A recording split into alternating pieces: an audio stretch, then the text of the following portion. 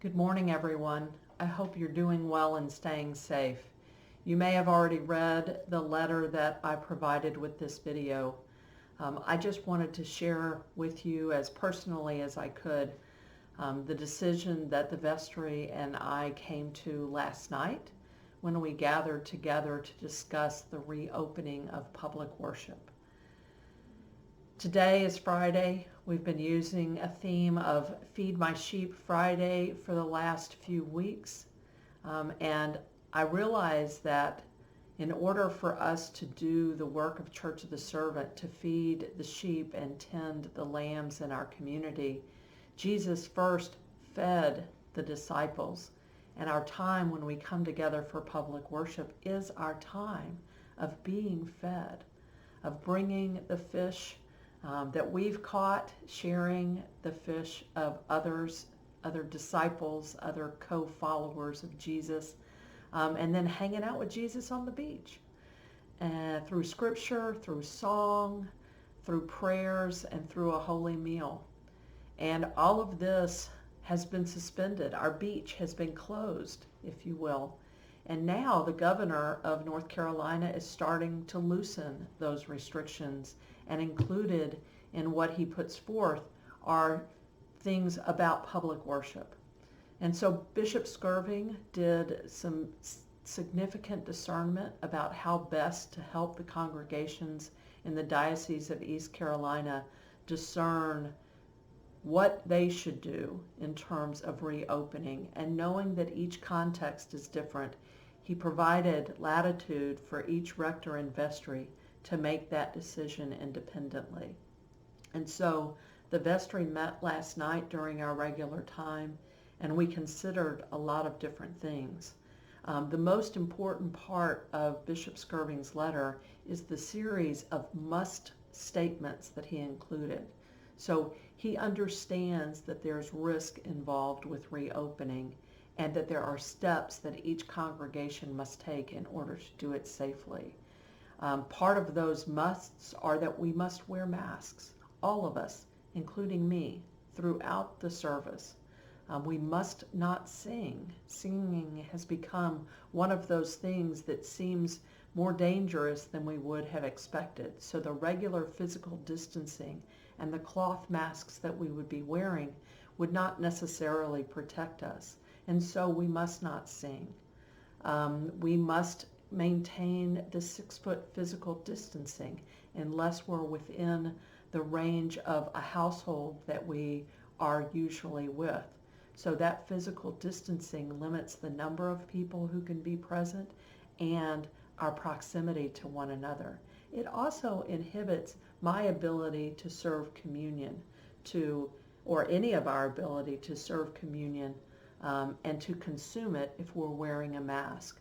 So public worship would look very different, and it will continue to look different when we do decide to reopen.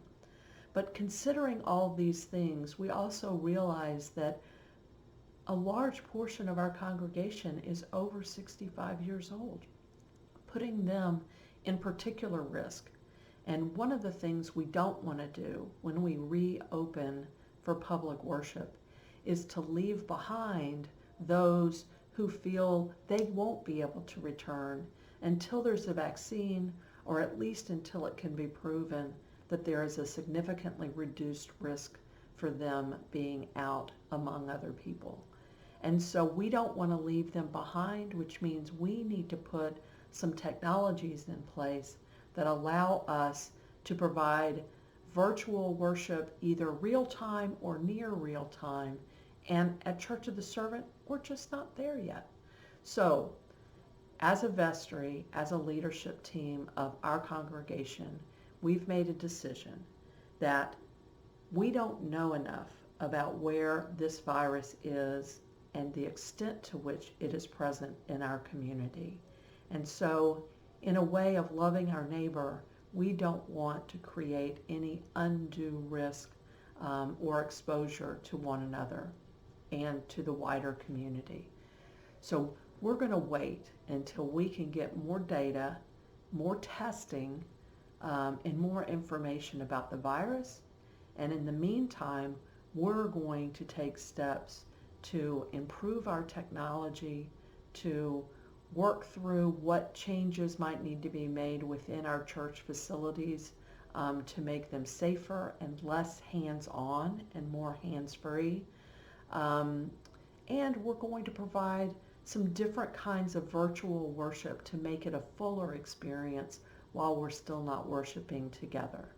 So the earliest we would reopen public worship at Church the Servant will be on Sunday, June 28th. However, when the vestry gets together on June 11th, we'll revisit that decision, and if we need to delay it further in order to make sure we have everything in place, we'll do that.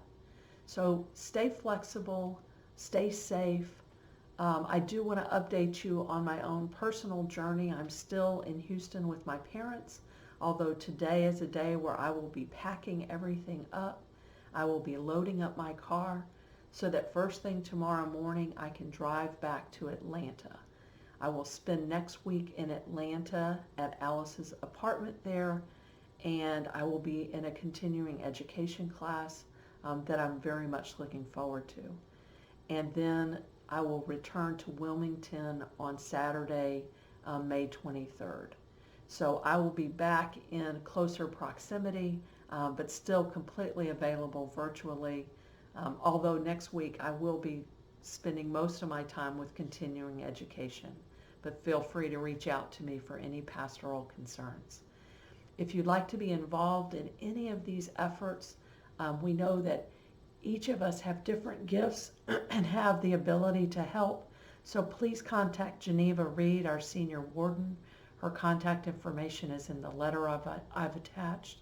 Also read Bishop Skirving's letter. It'll give you a fuller sense of how things will be changing in the future, at least for a period of time. And we're just going to stay flexible, and we're going to stay as safe as we possibly can be. We're going to keep loving each other. We're going to be giving each other virtual hugs, and we're going to figure out how to stay connected with each other the best way we can. So until I see you again, I'll be sending out a video sermon for this coming Sunday, and I look forward to us being together in closer proximity, at least, in the days ahead. You take good care, be safe, have a great weekend, and don't forget to feed the sheep and lambs around you, and love your neighbor. God's peace.